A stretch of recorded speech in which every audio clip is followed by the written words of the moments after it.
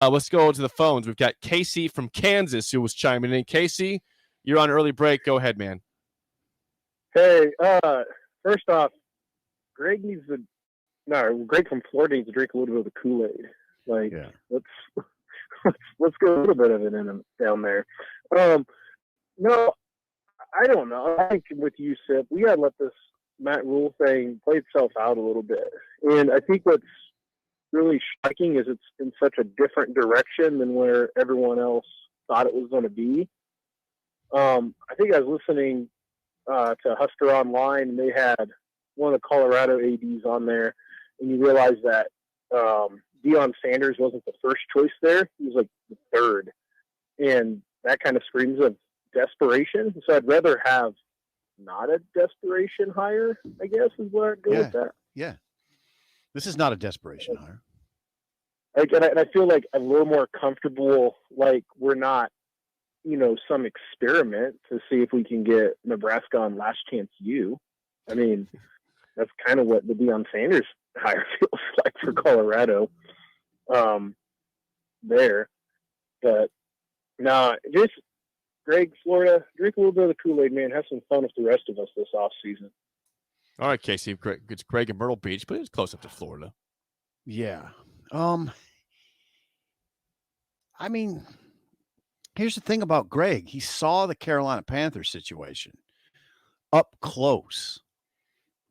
So Jake, Casey, Jake, he saw it. He was in the stadium. So it impacted him. And that's just, he's coming from that perspective. He's also, Greg's coming from the agent world perspective because he swims with those sharks, does Greg. And he hears the talk and he sees that contract. Now, I'm not critical of the contract, in part because Nebraska has the money and it was in a spot where it needs to pay. All right. We don't need a bargain right now. No, we need to pay somebody. Now, Greg's thought is we paid the wrong guy. That's his thought. I can swing that conversation pretty easily and say, I think we paid the right guy. There's a guy who steered, I always say it, steered those big ships at Temple and Baylor and got them on track. Rebuilding projects. Yeah, you just don't know. I mean, like we point out, he is a guy that played football at Penn State. I know that was a long time ago, but he has a Big Ten background. He understands a Big Ten. Sure. Like for those who say, he's never coached. No, but he played here and he understands the conference. He's a Pennsylvania man. I mean, this is a topic that has two sides. I mean, it really does. Of course it does. And Greg represents that kind of reality side. Greg didn't say anything that wasn't true, right? Nothing. Everything he said was true. The Orlovsky coaching malpractice. Yeah, that happened. I saw it. I saw that he was tipping off run pass. Orlovsky did a video on it. Yeah, I mean, it's not the best. Josh. A call from Josh on the Honda of Lincoln hotline, 464-5685. Josh, you're on early break. Go ahead. Hey, guys. I've been listening for a long time, and I know Greg knows his stuff. And like Sip just said a second ago, nothing he said wasn't true, but I would say he was really high on Urban and talked about how Rhule failed in the NFL. Well, Urban failed in the NFL maybe even more miserably than Rhule did. Fair. And so college is just a different game. I mean, Saban failed in the NFL. He's maybe the best college coach of all time. So I just don't see how you can be so high on Urban and then criticize Rhule because of his NFL. If anything, when you say Urban's proven, then you could also say Rhule is proven to be a college program builder. So you have to use the same argument when you're comparing both candidates and not just use it for one, but not the other. Yes. So that's all I have to say. No, good call, Josh. Thank you. Really good call. That's a good point. Now, Greg, Greg is very much an Urban fan. Yes. And advocated the hire of Urban Meyer. But Urban Meyer was a miserable failure in the NFL. He was. A joke. The thing, Jake. Oh, he was a joke. It was terrible. The thing with Urban, that still has him as a better resume over Matt Rhule. He's got championships. He's got rings. He's got 3 of them, right? Yeah. 3 national titles. Yeah, 3 rings. 2 at Florida, 1 at Ohio State. Yes, you got it. Consistently on top of the conference every year. Right. 3 losses never happen. I mean, everybody knows. Amazing. Yeah, he's got the college sustained success. Awful NFL tenure in his 1 year. They're awful. Right. No one denies it. Awful. Yeah, Josh brought that up, but that's good. I'm glad he brought sustained that up. and sustained college success. And just to be clear, I was asked this last night in Springfield. Trev did not talk to Urban Meyer. He did not. Greg didn't address that. But Urban and Trev they did not talk about, Trev mentioned 13 people. He didn't mention them. He said he talked to 13 people about the job. Urban Meyer was not one of those people. We don't know the full. We assumed the list. We talked about the list last week. Well, hold on. We can get to 10, and they're not assumptions. I could get to 10 without characterizing them as assumptions. I don't have I do have the list with me, I think. 1 second. Yes. That random sheet of paper out of nowhere. Rule 1, right? Yeah. Obviously. 1A, that's what he said. Leipold, definite. Doran, definite. Dave Doran. Fickle, definite. Fickle was reports. There's reports about that. Kleiman. My sources feel really good about it. Jake, that's 5. Okay. Mendenhall, no doubter. 6. Talk to 6. Mark Stoops, no doubter. 7. Mickey Joseph, no 8. doubter. 8. Matt Campbell, no doubter. 9.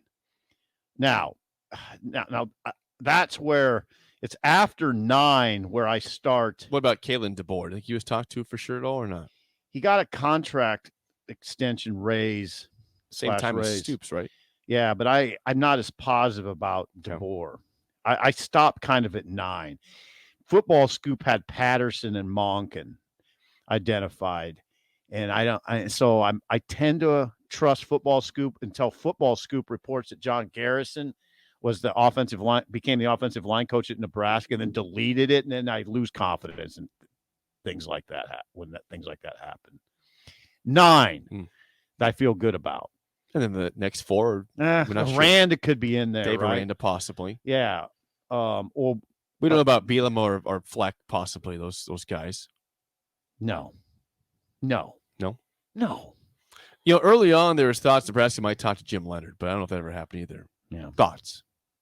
Aranda. Dave Aranda. O'Brien. See, I felt good about those 9. But after that, like Sean Callahan maintains Jeff Traylor was part of the UTSA. 13. Yeah. And he might have been. Jeff Traylor. Another phone call. Let's do it. To the phones. John, you're up next in an early break. Go ahead. Hey, guys. Good morning. I don't like the comparison to NFL. And, I mean, it's been kind of proven college football coaches do not pan out in the NFL. I think you're either a college football coach or you're an NFL coach. I think what we have in Rhule and why Trev went with him is we need a coach that can develop players. We just haven't had that. Yep. It's going to all come down to, can Matt recruit? And here at Nebraska, we don't get 5 stars. We get a few 4 stars. But the big thing with college coaches is, can you convince a 3-star or a 4-star to put the work in to learn and be a good football player? Our coaches that we've had recently haven't been able to do that. I mean, I look at Scott Frost. He recruited okay. He got some 4 stars and everything, but he did not develop talent. So I think where Trev is saying is Matt Rhule can develop, and Matt said it in his press conference, I like to develop talent. That's what we need at Nebraska is a coach that's going to develop talent. Let's give Matt some time, see if he can develop this talent. He's either going to go out and recruit good players and then teach them how to play football, or he's going to fail. But everybody who hires, that is a possibility, is it not? So I'm kind of with SIP. I understand that the crowd of this is a terrible hire. It's what we've got right now. So let's support him, see what happens. But I love the fact that he likes to develop talent, because since Osborne and Solch, I just don't see the coaching staff developing this talent. And I see Matt Rhule as a guy that goes out, grabs 3-4-star talent and develops them. He's proven it. And the NFL, the NFL thing, I mean, what is the last college coach to take the jump to the NFL that has been successful? And Matt Rhule went to Carolina. It's a different beast. Those guys don't want to be developed. These are already 5 stars. He didn't have a quarterback. There's a lot of things that went against Matt Rhule. I think he's a great guy. I don't know if he's if he's going to rebuild Nebraska, but I think he's what we've got. So let's roll with him. Hopefully he develops this talent, and we'll see where it goes. So all of Greg's ranting and all of that, I get it. There's validity behind it, but you're forgetting when you're bringing all this up that he did bring Temple.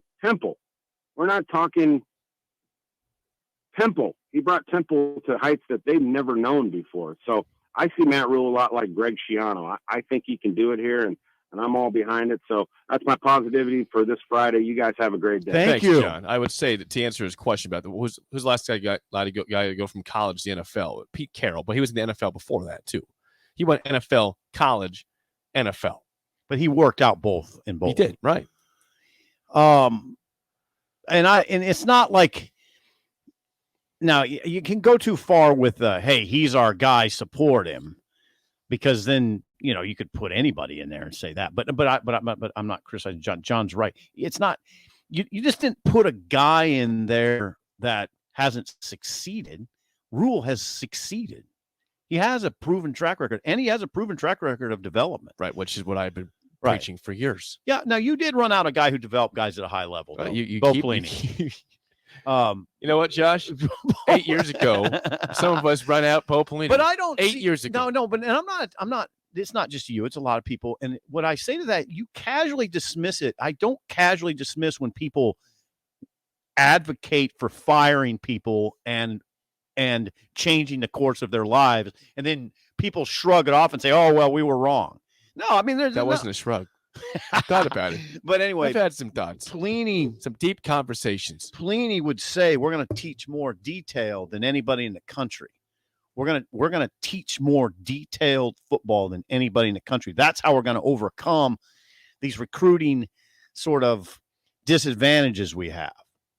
And I think that's what Rhule's going to do. He's going to take like that Pelini mindset. We're going to teach more detailed than anybody in the country, and we're going to develop at a high level. And the thing about Rhule is you can point to Rhule's track record at Temple and Baylor where there's clear development, where they recruit guys, 3-star type players, a lot of them, and send them to the NFL for long careers.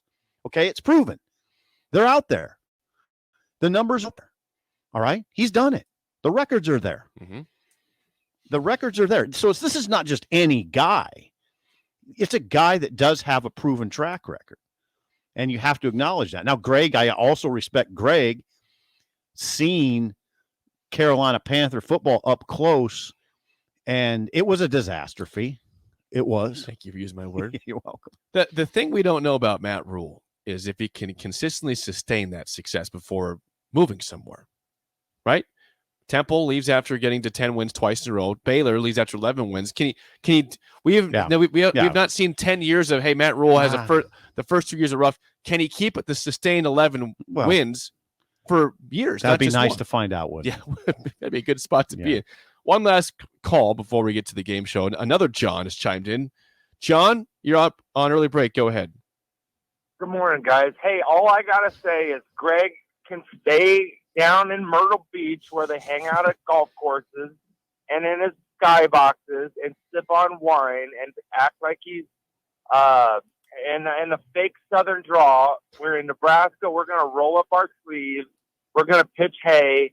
We're going to chew real Copenhagen, and we're going to spit on his shoes. Whoa. So okay. we are going to develop a tough team. So let us remain a flyover state. He can stay in Myrtle Beach and let Rhule develop the meanest, toughest group of guys in the trenches, and that's the way it's going to be.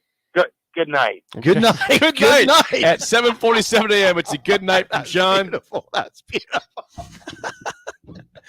The day's over. Good night, everybody. Oh my God, I love that. That's Good great. night, Jake. Yeah. Good night. Good night. Good night, We everyone. go pitch our hay, chew a real Copenhagen, and spit on Greg's shoes. Good night. Good night to everybody. On that note, thank you, John, and other callers. Let's play the game yeah, that was show. a great Give us a caller. call right. Give us a call right now. 464-568-5. A chance to win a business box of bagels to Bagels and Joe. I believe you're 2-2 in the week. Yes, You you're won. right. You won Monday, Tuesday, lost Wednesday, Thursday. Now, can you get a winning week? Look good by Tuesday. Today, it's all up to this. Today's topic: Film Friday, weather movies. You know, it's winter time. Gets snowy, sleet, slick outside. Weather movies. You think you know your weather movies? Call us up 464-5685. Shut Up Sipple starts right now. We've all been there. You're listening to the radio, and then that rage starts to grow inside of you. It gets to a point where you just yell, "Shut up, Sipple!" No, sorry. I'm sorry. Well, here's your chance. It's time to shut up, Sipple. Call now to play. 464-5685. Shut up, Sipple. Brought to you by Bagels and Joe. All right, 464-5685. Call the Dick Down Sip and Trivia. He's trying to have a winning week for like the fourth straight week. How do you feel about weather movies today? Better Sip? than you think, probably. Okay. All right, we've got Gunner. Gunner, how do you feel about weather movies today? I'm about 50-50 on them. Gunner. For calling. Good name, Gunner. Appreciate that. All right, Gunner. First question goes to you. Here we go in weather movies. What actor was the leader of the Tornado Chasers in the 1996 movie Twister? Oh. This is for Gunner. Oh. Oh.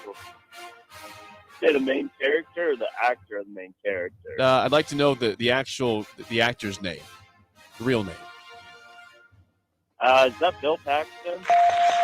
You are correct. Bill Paxton is correct.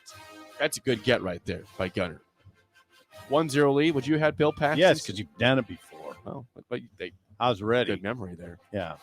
Okay, Sip for the tie. Your first question. What 2000 movie features Mark Wahlberg, George Clooney, and John C. Reilly as fishermen who get caught in an unusual weather pattern and puts them in mortal danger?